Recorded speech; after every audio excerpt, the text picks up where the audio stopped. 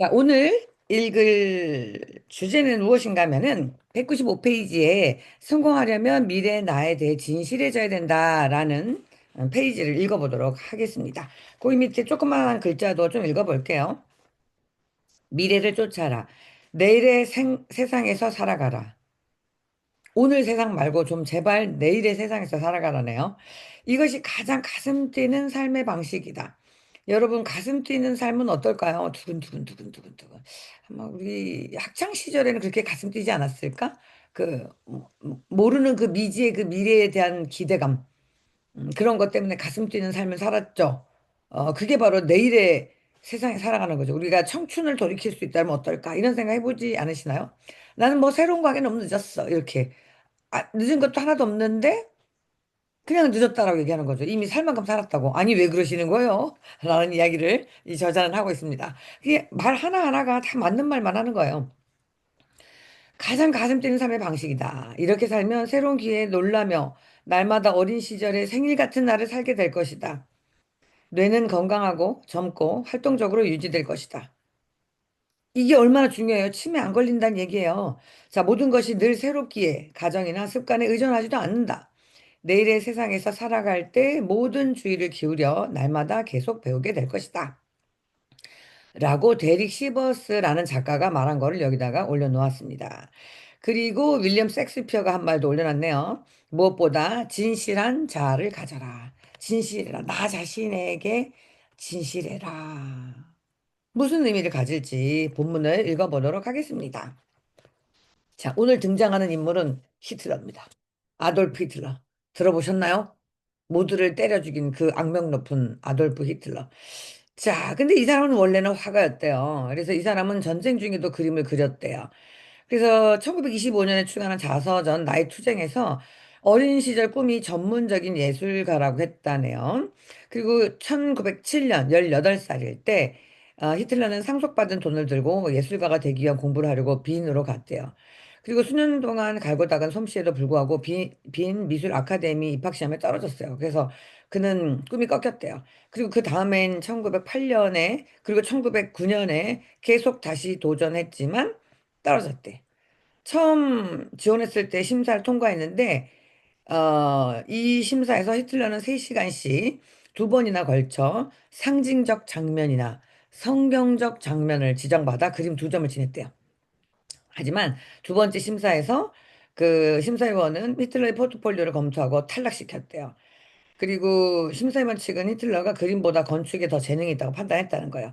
그래서 히틀러는 탈락 소식을 듣고 아주 심한 충격을 받았고, 그 다음에 바로 삶의 방향을 바꿨대요.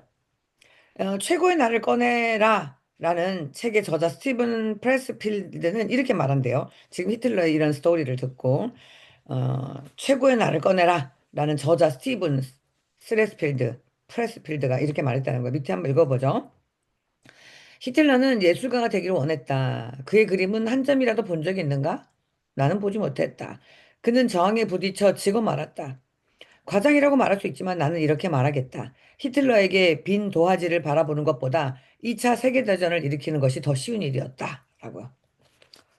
자, 이 히틀러가 만일 다른 길을 찾아서 훌륭한 예술가가 계속 됐더라면 어땠을까요? 본인이 어렸을 때부터 가졌던 꿈을 그대로 탈락해도 과거에도 실패해도 자기 꿈을 끝까지 지켜내고 그 그림을 다 그려냈다면 어땠을까요? 인류 역사가 바뀌었겠죠. 그죠? 그 히틀러가 다른 길을 찾아서 훌륭한 예술가가 됐다면, 그리고 그가 자신이 바라던 미래의 나를 포기하지 않았다면, 어땠을까 상상해 볼 수 있겠죠. 그러나 그 히틀러는 거절과 실패를 감당하지 못했다. 그리고 히틀러는 다른 방법을 발견하지 못했고요. 그 히틀러는 경직되어 있다고 쓰여 있습니다. 그는 평생 그림을 그렸지만 한때 꿈꿨던 성공을 이루려는 목적이 아니었다. 그저 기분 전환을 하려고 그린 셈인 거죠. 왜냐하면 내가 진짜 원하는 게 아니었으니까 포기가 되지. 진짜 진짜 진짜 진짜 진짜 진짜 원하는 거면 포기할 수 없는 거죠. 그 밑에 그림자 경력이라는 용어가 나오는데요. 요거는 뭐냐면 진정한 꿈을 버리고 현실과 타협해 다른 길로 가는 사람을 설명하는 데 사용된다. 로버트 브롤트는 우리는 장애물을 만나서가 아니라 덜 중요한 목표가 뚜렷하게 보여서 진정한 목표에서 벗어난다라고 말한다는 거야. 그런 것 같죠? 이게 이제 장애물을 만나서 우리는 실패하거나 이걸 내려놓는 것 같은데 그게 아니라 이렇게 하다 보면 그것 말고 초점이 딱 어우러지면서 옆에 있는 것이 오히려 더 중요해 보이는 사건 때문에 진정한 목표에서 벗어난다는 거죠. 그 히틀러는 역사상 가장 극악한 미치광이로 말하지만 사실 그의 삶은 많은 사람의 삶이 극단적 형태로 나타난 것일 뿐이다가 하나의 예시라는 거죠. 뭐 물론 모든 사람이 히틀러처럼 되진 않지만 히틀러도 원래는 꿈이 있었는데 그걸 포기함으로써 다른 것에서 포악한 극악한 자아가 드러났다 이런 얘기를 하는 겁니다. 뭐 무슨 얘기 하시는지 알겠죠? 내가 진짜 원하는 게 뭔지 분명하게 알고 있다면 그것을 내려놓지 말고 정조준에서 끝까지 가야 된다. 실패도 불구하고 가는 것. 실패나 어려움은 그 더 큰 성공을 위한 어떤 과정일 뿐이지 결과가 아니라는 이야기를 앞에서부터 지금까지 계속적으로 해 나가는 이야기인 거죠. 자, 그 다음에 읽어봅니다. 철학자이자 기업가, 세계 여행가 그리고 작가인 데릭 시버스. 제가요, 외국인을 사람 읽으면서 뭔 이름이 이렇게 많은지 여러분들도 들으면서 얜 누구냐 이렇게 할 것 같아서 제가 이제 사람 이름이 걔는 누군지 좀 검증하기 시작했습니다. 여기 데릭 시버스는 또 작가예요. 작가고 여러 사람들의 성공 스토리를 쓴 작가더라고요. 작가입니다. 자, 이 작가는 성공의 의미에 대한 강한 신념을 전파했대요. 이 사람이 한 일은 성공이란 무엇인가? 이런 것들을 사람들에게 알리는 그런 작가이자 철학가이라는 거예요. 그래서 이 작가가 무슨 말을 했냐면은 아무리 많은 성취를 이루었다 하더라도 진정으로 원하거나 믿는 것에 진실하지 않으면 성공할 수 없다라고 말하는 그런 대표적인 주장을 하는 그런 철학자이자 작가라는 이야기죠. 뭐 맞는 말인 거죠. 그래서 이제 2015년 팀 페리스가 인터뷰 도중 대릭에게 성공하는 단어를 떠올릴 때 제일 생각나는 사람이 누구냐고 물었어요. 자, 이 대릭이 뭐 하는 사람이라고요? 성공이라는 개념을 설파하는 사람이라 그랬죠. 자, 그럼 팀 페리스 누구냐? 팀 페리스 누군지 알아야지 우리가 뭔가 할 거 아니에요. 이 타이탄의 도구들을 쓴 사람이에요. 타이탄의 도구들. 타이탄의 도구들은 뭐냐면 팀 페리스는 성공한 사람들을 다 면밀하게 분석해서 그 타이탄 기가 막힌 성공을 하는 최고의 사람은 도구가 있었다. 그들의 공통된 도구를 찾아내서 우리들에게 영감을 준 그런 책을 쓴 사람이에요.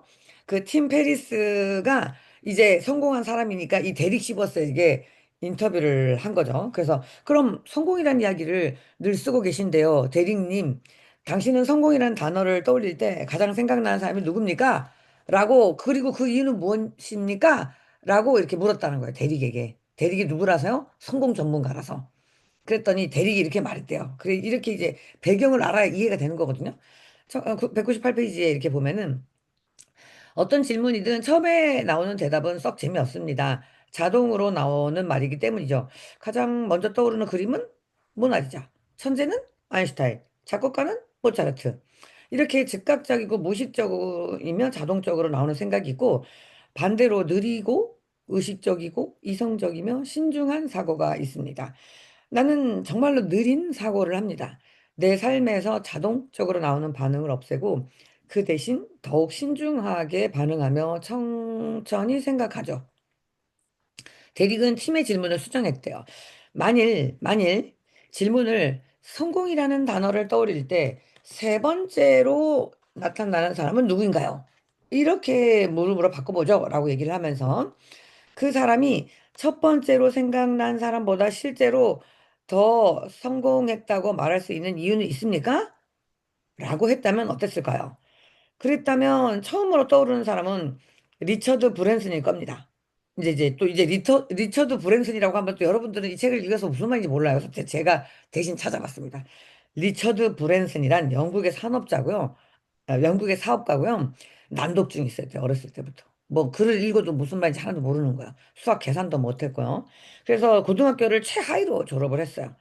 그리고 뭐 학교도 제대로 잘 못 나왔다는 말도 있어요. 그리고 16살 때 사업을 시작했어요. 왜냐면 이제 아무것도 배우지 못하는 사람이었지만 부모들은 너는 잘할 수 있어라고 격려를 해주는 그런 부모였대요. 그래서 16살 때 사업을 시작했고 19살 때 버진 레코드라는 거 19살이 아니군요. 1971년에 버진 레코드라는 거를 창설했고요. 그때 당시에 레코드판 유통이 원활하지 않았기 때문에 그 유통을 하겠다고 했고 승승장구했어요. 뭐 자넷 잭슨이라든지 그 70년대 막 유명했던 그 많은 사람들을 그 레코드 작업을 함께 하면서 승승장구를 한 사람이에요. 그러면서 열기구로 대서양을 횡단한 사람이에요. 그러니까 하여튼 괴짜 기업인인 거죠. 그러면서 이제 지구 온난화를 위해서 우리 애써야 된다 이러면서 30억을 쾌척한 사람이고요. 30억 달러예요. 그러니까 30억보다 훨씬 더 많은 돈이죠. 그리고 이제 남아프리카 에이즈 퇴치를 해야 된다 이러면서 건강 클리닉도 설치해줬고요. 그다음에 흑인 교육을 위해 가지고 CIDA라는 대학을 지원하고요. 그러니까 막 그 사업적인 성공만 한 게 아니라 어마어마한 일을 계속 일으키면서 성취해 나간 그런 사람이 돼요. 자, 그래서 이제 이 그 팀의 질문을 수정해가지고 세 번째로, 아니, 그러니까 성공해서 세 번째로 생각하는 사람이 누구냐, 그거를 왜 그렇게 하느냐라는 질문에 있었다라고 하면은 제일 처음 떠오르는 사람이 아마 리처드 브랜슨일 거라는 얘기를 한 거예요. 리처드 브랜슨이 누군지 알겠죠? 괴짜다. 그에 대한 고정관념 때문이죠. 그는 성공에 관한 한 나에게 모나리자나 마찬가지입니다. 엄청난 성공을 아까 다 했다고 얘기했잖아요. 그러니까 모나리자나 마찬가지입니다. 그리고 두 번째, 솔직하게 말해서 두 번째로 말한 사람이 당신입니다. 그 타이탄의 도구들을 쓴 당신. 두 번째로 생각나는 사람입니다. 이야기는 다른 시간에 하면 더 좋겠어요. 이러면서. 그리고 신중히 생각한 다음 내린 제 세 번째 진짜 대답은 누군가의 목표를 모르면 그 사람이 성공했는지 알 수 없다입니다. 그러니까 느리고 의식적이고 이성적이고 신정한 사고로 질문에 답해보면 진짜 성공한 사람은 자기가 목표가 무엇인지 분명히 알고 그걸 성공했을 때 성공이 아닐까요? 라는 말을 성공학자이자 성공의 철학자인 이 데릭이라는 사람이 말했다는 겁니다. 이제 리처드 브랜슨이 가장 성공한 사람 1위라고 꼽혔었지만 만일 이 리처드 브랜슨이 속으로는 조용한 삶을 살려고 했었던 사람인데 정말 그 강박적인 도박꾼처럼 회사 설립을 멈출 수 없었다면 그럼 어땠을까요? 실제 삶은 회사를 세우고 난리법석을 치면서 막 사회 공헌을 하면서 인생을 살았는데 그 사람의 진심은 그냥 조용히 살고 싶었던 사람이라면 그럼 과연 성공한 사람인가? 아닌 거죠. 그죠? 그러니까 진짜 그 사람이 원하는 것을 이루면서 산 삶만이 성공이다라고 얘기를 하고 있는 거예요. 이 저자가. 자, 그래서 미래의 나에 대한 여섯 번째 진실은 자신이 바라는 미래에 대해 진실할 때만 성공할 수 있다는 사실이다. 그래서 우리 김규성 원장님 강의를 들어봐도 그런 얘기 많이 하시는데요. 이번 책을 읽으면서도 제가 여러 번 얘기했었던 것 같은데, 미지의 곳, 모르는 곳. 그리고 그곳을 떠날 생각을 하면 가슴이 두근두근거리다. 뭐 예를 들어 우리 두바이 가려고 했었지만 좌절됐었는데요. 뭐 튀르키예도 가보려고 했었지만 좌절됐는데요. 뭐 어쨌든 그 안 가봤던 새로운 문화의 어떤 곳에 가려고 하면 막 두근두근거리죠. 그렇지만 가고 나면 막상 그냥 평범하잖아요. 모든 삶은 똑같듯이. 그런데 진짜 미지의 여행을 하는 곳은 바로 나의 내면이라고. 내 가슴속이라고. 그 미지의 여행을 마치고 그 여행에 대한 숙제를 다 마쳤을 때 그 놀라운 희열과 기쁨은 상상할 수 없을 것이다. 가장 최고의 기가 막힌 여행은 내 내면으로 여행이다. 뭐 이런 글들 읽어주셨고 그런 강의들 많잖아요. 여기에서도 하는 게 뭐냐면 나 자신을 바로 알라는 거예요. 내가 진짜 원하는 게 무엇인가? 그냥 이런 환경이 주어졌기 때문에 이 환경 속에서 그냥 대충 사는 게 그냥 내가 원하는 것인가? 아니면 진짜 원하는 게 뭔지 나 자신의 내면에 좀 진실해 보는 게 어떤가라는 것들을 하는 거예요. 그래서 많은 사람들은 내가 가지고 있는 환경 때문에 여기까지만이라고 자신의 목표를 제한하는데요. 리치 본이라는 책이 있습니다. 밥 브록토가 쓴 책인데요. 리치 본. 이것도 누군가가 어, 이렇게 안내를 했기 때문에 저도 그냥 읽어본 책인데 리치 본이 뭐예요? 부자로 태어났다는 뜻이잖아요.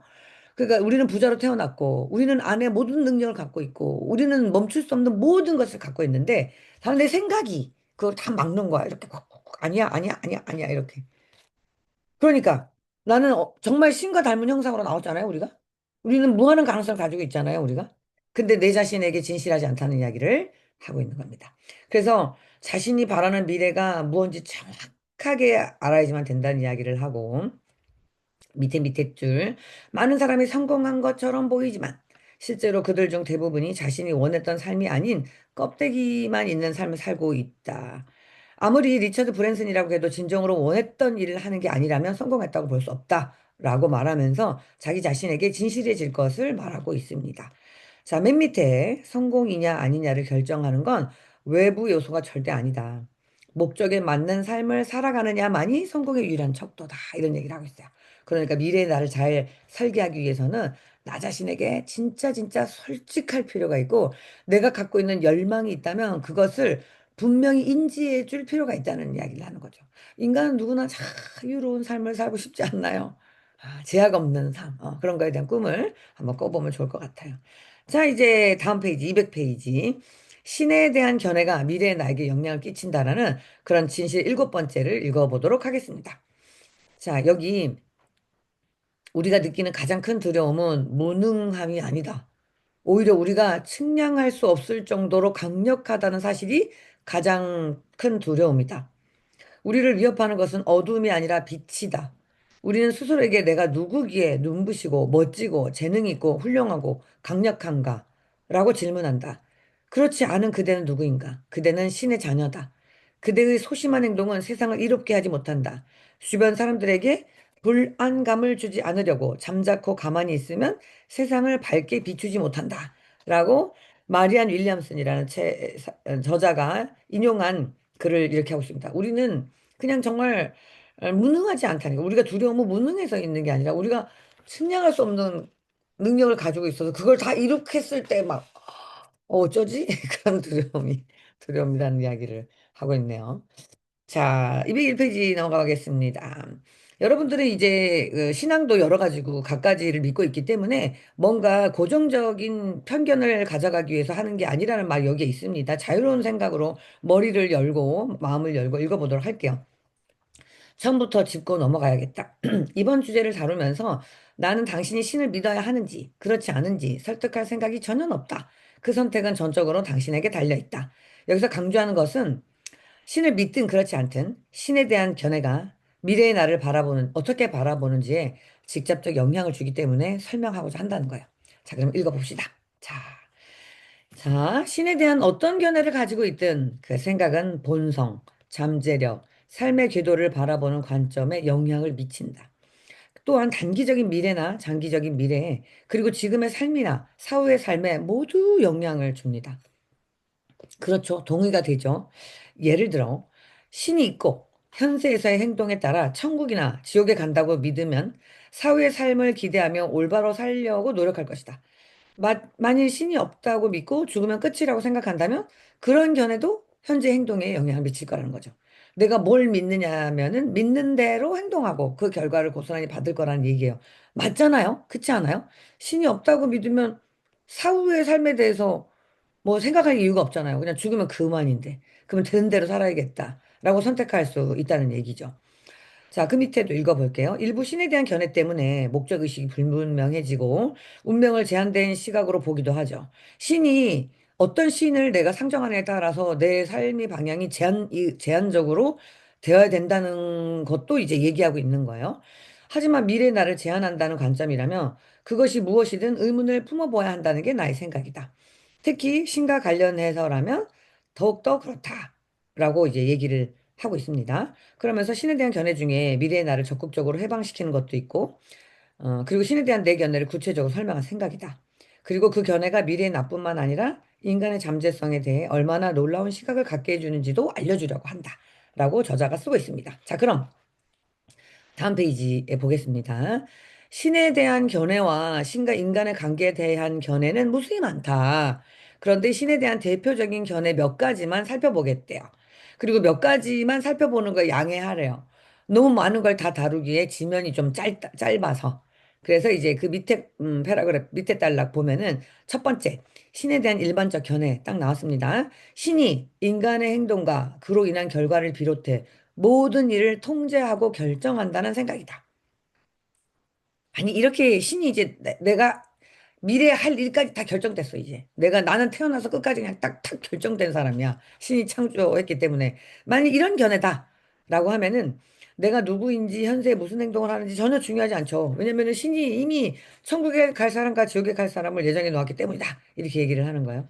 이런 견해를 가지면은 외적 통제 소재가 생긴 거예요. 나 말고 외적에서 나를 통제하는 소재가 생긴 거죠. 그래서 인간이 삶에서 일어나는 일들의 권한이나 영향력이 없다고 믿는 현상이죠. 그죠? 어, 그리고 이런 견해를 지닌 사람은 자신의 행동과 태도에 대한 주인의식을 갖지 못해요. 나아가 자기 삶에 일어난 나쁜 일에 대한 책임을 다른 사람 혹은 신에게 돌린다. 혹은 운명이라고 여기는 거죠.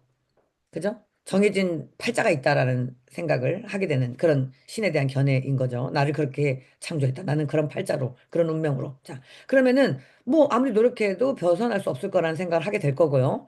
그럼 이런 외적 통제 소재는 우울증과 직접적 관련이 있대요.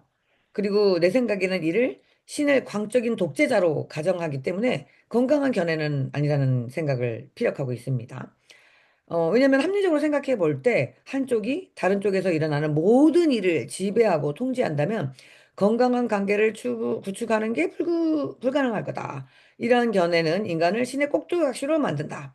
신이 인간의 최종 운명을 결정짓기 때문이다.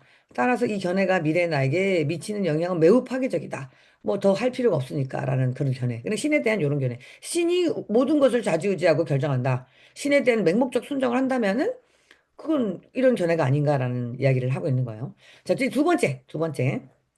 자, 두 번째는 신에 대한 두 번째 견해는 신이 창조주고 인간은 신의 창조물이라는 생각을 하는 거예요. 자, 이 신앙의 바탕은 신이 아무것도 없는 무에서 지구와 인간을 포함해 모든 것을 창조했다는 사상이 깔려 있어요. 이 견해에서 신은 우리 인간과는 완전히 다른 존재예요. 신은 인간을 알 수도 이해할 수도 없어요. 요거는 널리 알려진 대로 신에 대한 이런 견해는 그리스 철학에서 비롯됐죠. 그래서 이 견해에서 신은 도공이고 인간은 도자기인 거예요. 그래서 도공이 인간을 빚었죠. 그래서 도자기와 도공은 완전히 다르고 관련성이 없어 보인다. 도자기는 결코 도공을 이해할 수 없어요. 도공이 나를 이렇게 왜 지었는지, 뭐 어떻게 지었는지 알 수가 없어요. 이해할 수가 없겠죠. 왜 저는 오강으로 만들었나요? 왜 저는 고려청자로 만들었나요? 뭐 알 수가 없죠. 신의 의지로 누군가는 고려청자로, 누군가는 오강으로, 누군가는 곧 깨부셔야 될 도자기로. 그러면 이제 이 도자기는 도공과 비슷해지기는커녕 도공과 진정한 관계를 결코 갈망할 수가 없다는 거예요. 이 견해는 신과 인간을 영원히 분리한다는 한계를 지닌대요. 이 견해를 지닌 사람은 신을 온전히 이해하지 못하며 신과 진정한 관계를 맺지 못한다. 신을 숭배하고 신의 창조물에 대해 경탄할 수는 있지만 신이 왜 인간을 창조했는지, 신은 누구이며 우리는 누구인지 알 수가 없는 거죠. 이런 견해를 지니면 정체성의 혼란이 야기되고 삶의 궤도를 명확하게 자각하지 못하는 거예요. 내가 왜 이렇게 됐는지 모르니까요. 그죠? 그래서 이제 두 번째 신에 대한 견해는 신이 그냥 창조주고 우리는 그 피조물에 불과하고 우리에게는 아무 의지도 뭐 또 없다는 걸 얘기하는 거예요. 자, 이제 세 번째. 마지막으로 언급할 견해는 이 저자가 개인적으로 가장 공감하는 견해래요. 그래서 뭐라고 하냐면 204페이지 맨 위에 신은 인류의 부모이며 모든 인간은 문자 그대로 신의 자녀이자 후손이라는 믿음이래요. 이 견해에 따르면 모든 인간은 지구에서 태어나기 전에 신 안에 존재했대요. 그리고 이 행성에 태어난 인간은 각각 자유의지를 사용해서 지구에서의 유한한 삶을 직접 선택한 거예요. 그래서 유한한 삶의 경험은 인류가 한 단계 진보하게 해준대요. 그래서 인생은 학교이자 인큐베이터이며 시뮬레이션이라는 이야기를 하는 거죠. 그래서 인간은 이 인생에서 경험을 축적하면서 발전하는 거죠. 그래서 모든 인간은 어떤 삶을 경험할지, 어떤 교훈을 배울지 각각 자기가 직접 선택한다는 이야기를 하고 있는 거예요. 그래서 이제 맨 첫 번째 견해에 따르면은 인간을 신이 인간을 창조해가지고 딱 정해놨어, 끝까지. 그러니까 뭐 꼼짝달싹 할 수 없는 그런 견해를 가진 거. 그다음에 두 번째는 그냥 무조건 복종해야 될 존재. 세 번째는 뭐예요? 대화하며 서로 나누며 자유의지를 가지고 자기 선택에 따라서 훨씬 더 발전할 수 있는 가능성을 넣어놓은 그런 인간. 어떤 견해가 맞는지 여러분도 생각해 보시면 좋을 것 같고요. 그다음에 이제 이 인생이 게임이라면 규칙이 있다. 라는 책에서 이 저자가 인생의 10가지 규칙을 제시한대요. 왜냐면 우리가 성경 내지는 뭐, 신 내지는 뭐, 인간 내지는 이런 것들에 대한 연구가 1, 2년이겠습니까? 10, 20년이겠어요? 100년, 200년, 1000년, 2000년 됐잖아요. 그러니까 얼마나 많은 글들이 이렇게 있겠습니까? 여기 보면은 이렇게 써요. 인생의 10가지 규칙. 육체를 받을 것이다. 육체를 받을 것이다. 그 다음에 교훈을 얻을 것이다. 그래서 인생이라는 비공식 학교에 전과정이 등록이 된다. 교훈. 그리고 이 학교 실수란 없다. 교훈만 있을 뿐이다. 그다음 네 번째 교훈은 그걸 다 배울 때까지 반복된대요. 다 안 배우면 계속 똑같은 일이 반복된다는 이야기죠. 난 이거 정말 동의하거든요. 교훈은 얻는 일은 끝나지 않는다. 당신이 살아있다면 아직도 배워야 할 교훈이 남아있다. 그리고 여기보다 더 좋은 다른 곳은 없다. 다른 곳에 가고 싶어 하면 안 된다는 얘기예요. 인생은 우리에게 주어진 거니까. 다른 사람은 당신을 비추는 거울이다. 당신이 다른 사람이 어떤 특성을 좋아하거나 싫어한다면 스스로에 대해서 좋아하거나 싫어하는 특징을 저 사람이 갖고 있기 때문에 보는 거라는 거예요. 누가 싫으면 그건 나한테 있다는 거예요. 이거 진짜 엄청난 말이죠. 자, 인생을 어떻게 만들지는, 왜냐면 가장 잘 알기 때문에 그런 거예요. 자, 여덟 번째, 인생을 어떻게 만들지는 당신에게 달렸다. 당신은 필요한 도구와 재료를 다 가지고 있다. 따라서 그 도구와 재료를 어떻게 사용할지는 오직 당신에게 달렸다. 인생에 던지는 질문에 대한 답은 당신 안에 있다. 따라서 당신이 해야 할 일은 보고, 듣고, 믿는 것이다. 열 번째, 당신은 태어나는 순간 이 모든 규칙을 잊게 될 것이다. 아, 이걸 처음에부터 알았었더라면 엄청난 성장이 됐을 건데, 이런 규칙을 가지고 우리는 인생이 주어졌는데, 이거 그냥 알면 그대로 다 되는 건데, 태어나면서 잊어버린 거예요. 새로 알아야 돼. 그러니까, 인생 내내 새로 깨달아가는 거다. 라고 이렇게 썼다는 거죠. 정말 모든 많은 인생의 진리를 좀 담고 있는 내용 같아요. 그러면서 이 10가지 규칙은 18세기 영국 낭만파신 윌리엄 위스워스, 이거 되게 유명한 사람인데요. 이 시를 떠올리게 한대요. 뭐 시도 한번 우리가 감각적으로 한번 읽어봅시다. 우리의 탄생에는 오직 잠과 망각만 있으니 우리에게 떠오르는 영혼이요. 우리 삶의 별이 다른 곳에 머무르는구나. 아득히 먼 곳에서 오나니 완전한 망각도 아니요. 완전한 벌거벗음도 아니구나. 영광의 구름자락을 끌고 우리는 신에게서 오는구나. 신이 우리의 고향이니라. 어린 시절에는 사방이 천국이니. 이렇게. 이 워스워드는 우리가 신에게서 온다고 말했어요. 신이 우리의 고향이고, 현재의 삶은 우리가 어디서 왔는지, 왜 여기에 있는지, 어디로 가는지 망각한 삶이라는 거예요. 우리는 본치 엄청 위대한 존재인데, 여기 와서 뭘 어떻게 했는지 아무것도 모르고 가는 거죠. 음. 그리고 이제 여기 문자 그대로 신의 자녀가 된다는 것은 지금 여기에 있을 이유가 있다는 뜻이다. 인생은 아무렇게나 나타나는 게 아니다. 우리는 신에게서 왔고, 배우고, 경험하며 발전하기 위해 이 행성에 오기로 선택되었다. 나아가 신의 자녀가 된다는 것은 우리가 모든 면에서 신을 닮을 수 있는 타고난 역량이 있음을 의미한다. 병아리가 자라서 소가 되는 일이 없는 것처럼 우리가 신의 자녀라면 점점 발전하며 자연스럽게 신을 닮아가게 된다. 이런 이야기를 하고 있는 겁니다. 그래서 여기 밑에 이제 너무 아름다운 이야기잖아요. 여기 얘기. 우리 신을 닮아간대요. 좋아. 예. 이 견해가 위험하다면 우려하는 사람도 있대요. 신을 인간의 수준으로 끌어내렸다는 생각을 한다는 거죠. 우리가 신의 자녀라면 신은 무엇인가? 이제 19세기 종교 지도자 로렌조 스노우는 지금 인간처럼 신도 한때는 인간이었다. 지금 신처럼 인간도 언젠간 신이 될지 모른다. 이런 얘기 했다는 거죠. 왜냐하면 우리가 신에 대해서 본바도 만져본 바도 아니기 때문에 많은 사람들이 신에 대한 상상력, 그리고 신에 대한 확실한 확고한 것들을 알기 위해서 여러 가지 이야기를 한 거라는 이야기를 하는 거예요. 조금 이제 더 읽어볼게요. 빠르게. 자녀가 자라서 부모의 모습이 되죠. 떡갈나무가 도토리 열매로 맺는 것처럼 도토리가 떡갈나무가 되잖아요. 신은 우리의 발전된 모습이라는 거죠. 왜냐하면 우리는 신의 형상대로 창조된 존재이기 때문인 거예요. 자, 그래서 밑에 보면 이렇게 신을 부모로 보는 견해는 인류의 가치를 높이고 인간과 신을 연합시킨다. 신에게서 온 우리는 거룩한 신의 자녀이며 무한한 잠재력을 가지고 있다는 이야기를 하고 있습니다. 그래서 207페이지 맨 밑에 딸락 보면 그 글 쓴 거 바로 밑에 모든 면에서 신을 닮을 수 있다는 그 모든 면에서 신을 닮을 수 있는 타고난 역량을 지녔다는 말은 미래의 나에게 무엇을 알려주는가? 신의 모습이 어떻든 당신은 그 모습이 될 수 있다는 거죠.